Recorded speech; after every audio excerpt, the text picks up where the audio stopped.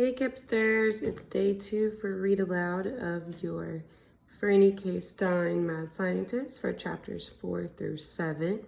Today you're going to need your page from your packet that looks like this. It has the Thursday 5/7/2020 on it, and your questions that we're going to be answering are: 1. What trick did Franny's mother do to keep her brother's attention?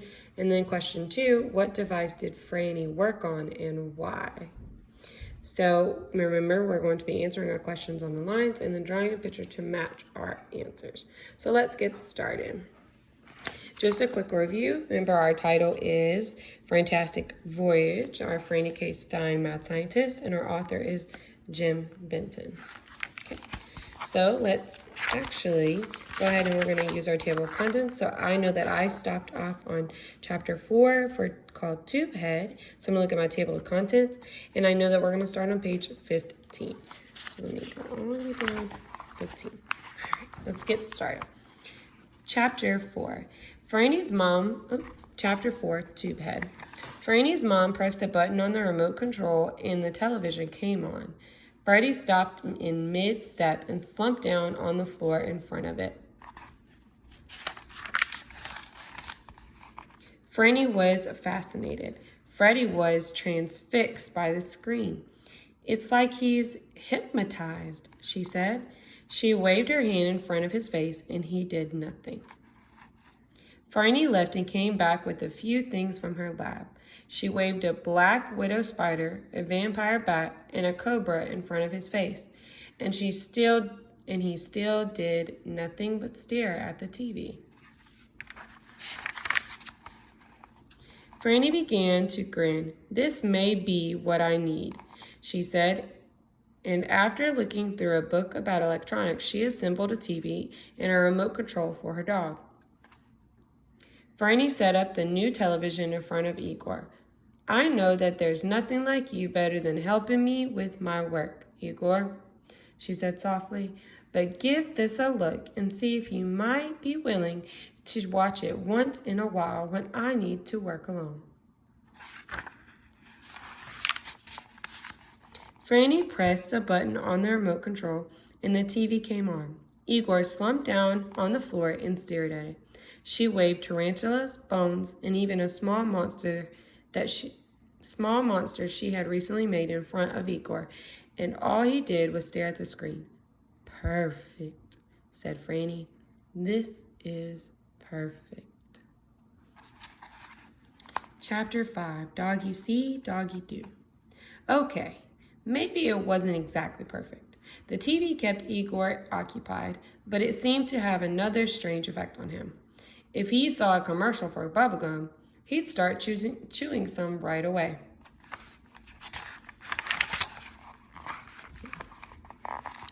If he saw a show about boats, he'd pretend to be a sailor.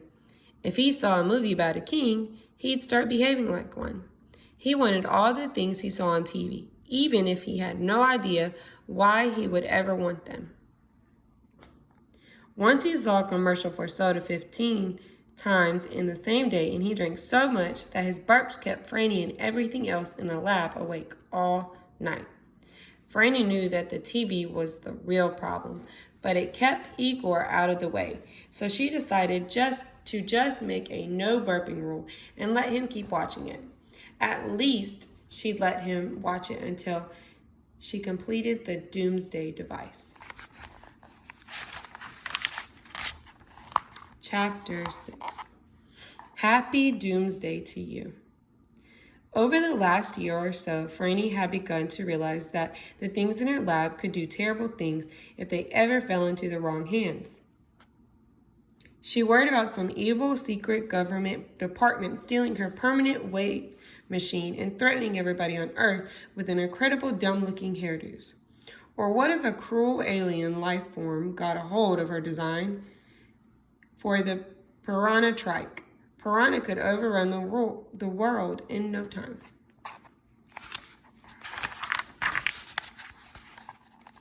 And she imagined that an evil mad scientist could discover her plans for remote control underpants.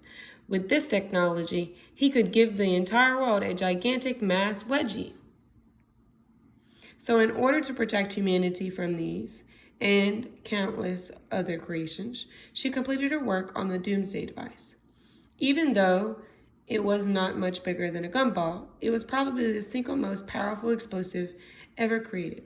If it ever looked like her technology was about to fall into the wrong hands, Franny could set up the timer on the device and blow up her lab, protecting the world from all of her inventions. What would be left of the world anyway? Ooh, Chapter 7. That's a little tough to swallow. Bernie had put in a long day completing the Doomsday device, and she was sleeping very soundly, dreaming the kind of dream that mad scientists always seem to dream. Suddenly, Igor, who was in a terrible panic about something, shook Franny awake. He had drawn spaceships shooting lasers and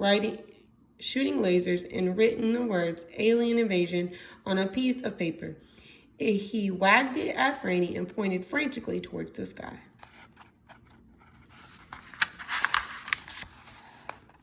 Franny, still groggy, staggered to her feet and stumbled to the special safe where she kept the Doomsday device. "It's a good thing I completed it in time," she said. "I'll just set it down here in case we need to use it." She placed the device on the table and went to her telescope. Franny scanned the sky. "I don't see them yet," she said. "I wonder if they're planning some sort of sneak attack."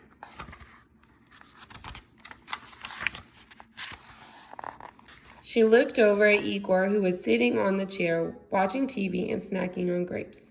Her eyes narrowed. "Igor, you certainly look calm for somebody who is expecting an alien invasion." Igor did not look up from the television. Franny looked back up the sky. There were no spaceships, no laser beams, and no aliens. "Igor, where exactly did you find the aliens coming to invade the Earth?" Igor pointed at the TV. It was a movie about aliens invading Earth. Franny was stunned for a moment. "A movie?" she said. Igor looked up from the TV this time. "You saw it in a movie?" Franny began to shout. "A movie? Do you have any idea the danger you put us all in because you saw some people in rubber alien costumes? I was even getting ready to activate the Doomsday." Franny stopped yelling in mid-sentence. She pointed at the table. "Where's the Doomsday device?" "I set it on the table right there next to your plate of grapes." Igor shrugged his shoulders and tried to smile the kind of smile you smile when you know you've done something wrong, but you're hoping that nobody can tell. Franny knew that smile. She had used it on herself many times.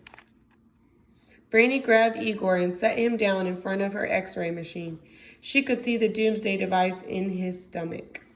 "I knew it! You ate it! You couldn't even take your eyes off the TV long enough to make sure that you were eating a grape and not a bomb." She quickly pulled her stethoscope from a drawer and listened to his stomach. She heard it ticking. "You activated it? You must have bitten down on the buttons and started the timer." "I don't know how to tell you this exactly, Igor, but let's just say that in less than an hour, it might be raining kibble all over the world." And we're going to pause there. That will complete our reading for today. I want you to once again review our questions that we're going to be answering today. So our first question is, what trick did Franny's mother do to keep her brother's attention? And then the second question is, what device did Franny work on and why? There's another why question, so that means that you're going to be inferring using our text evidence with your background knowledge. So go ahead and answer your questions on the bottom and then draw a matching picture to go along with it. I hope you guys enjoyed the reading aloud for today. Tomorrow we are going to be reading chapters 8 through 11. Look forward to reading to you then. Have a good day.